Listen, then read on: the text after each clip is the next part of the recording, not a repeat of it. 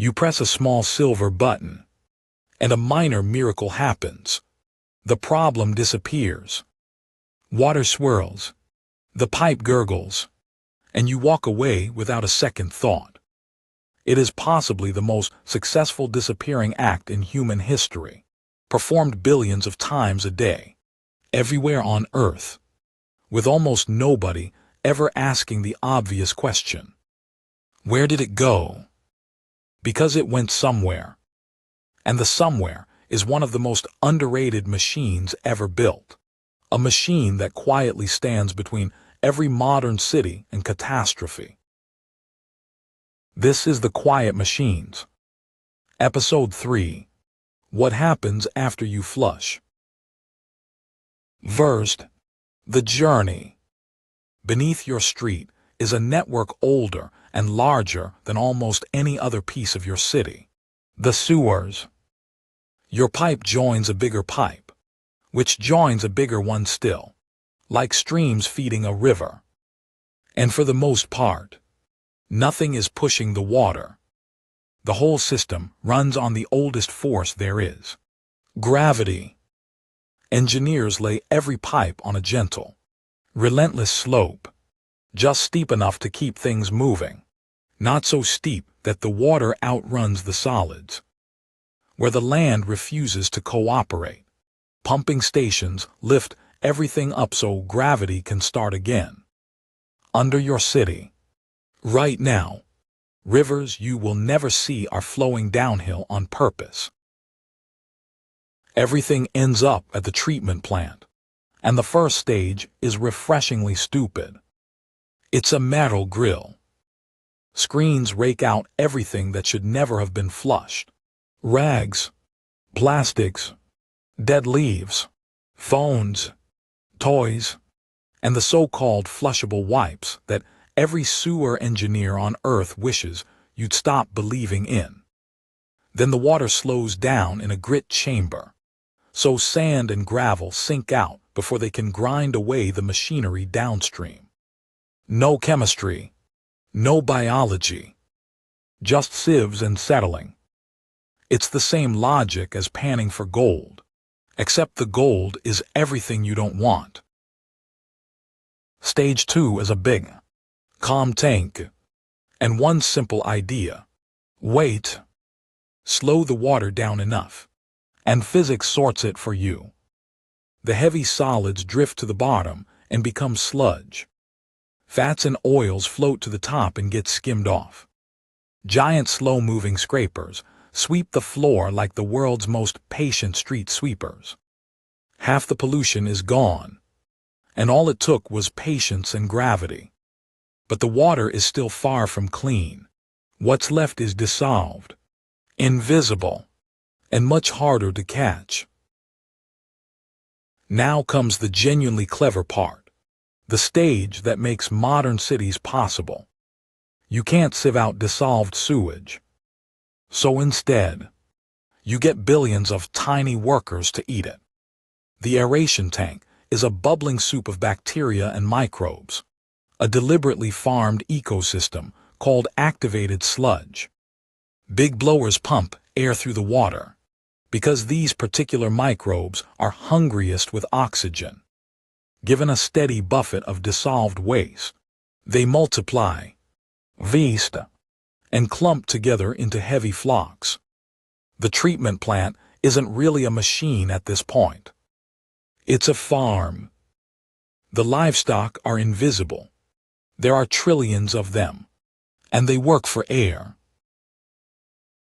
After the feast, one more quiet tank.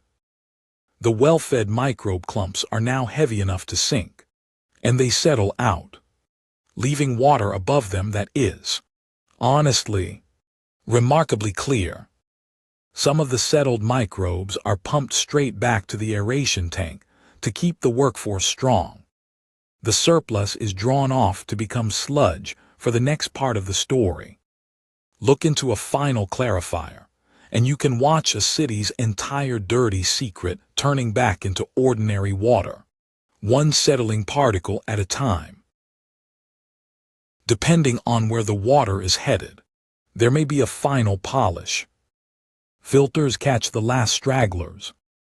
Ultraviolet lamps, essentially industrial sunlight, scramble the DNA of any microbes that survived, without adding a single chemical. Some plants add disinfection or strip out nutrients like nitrogen and phosphorus, because a river fed too many nutrients grows algae, the way a neglected pool does. By the end, the water leaving many plants is cleaner than the river it flows into. Meanwhile, what about the sludge?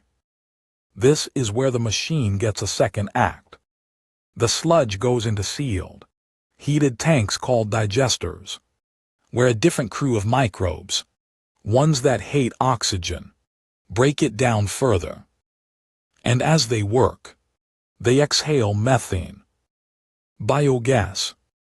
Many treatment plants burn that gas to generate electricity and heat, often enough to run a serious fraction of the plant itself. Sit with that for a moment. The stuff you flushed is helping power the machine that cleans it. What's left after digestion is dried into biosolids, and much of it ends up spread on farmland as fertilizer. Your worst contribution to the world, turned into food for the next crop.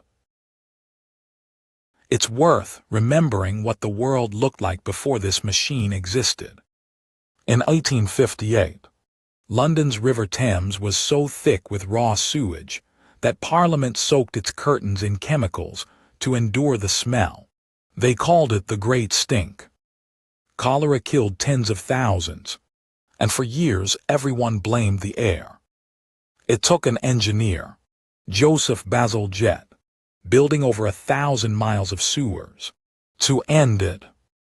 The modern sewage plant is the descendant of that lesson, and it's arguably saved more lives than almost any invention in history. Not vaccines rival, perhaps, but in the same conversation. Clean water in, disease out. And the machine has flaws worth knowing about. In many older cities, stormwater and sewage share the same pipes, so in heavy rain, the system can overflow, and untreated sewage spills into rivers and beaches. That's why beaches close after storms, and every wipe sold as flushable. Every pan of cooking fat poured down the sink feeds the fatbergs, concrete hard lumps of congealed grease, and rag that crews have to dig out of sewers by hand. The machine is magnificent. It is not invincible. It relies, quietly, on everyone upstream, which is to say, on you.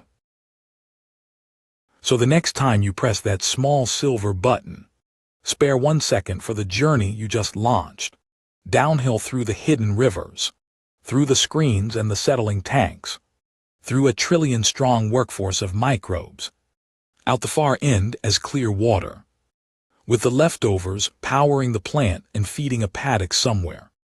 The disappearing act isn't magic.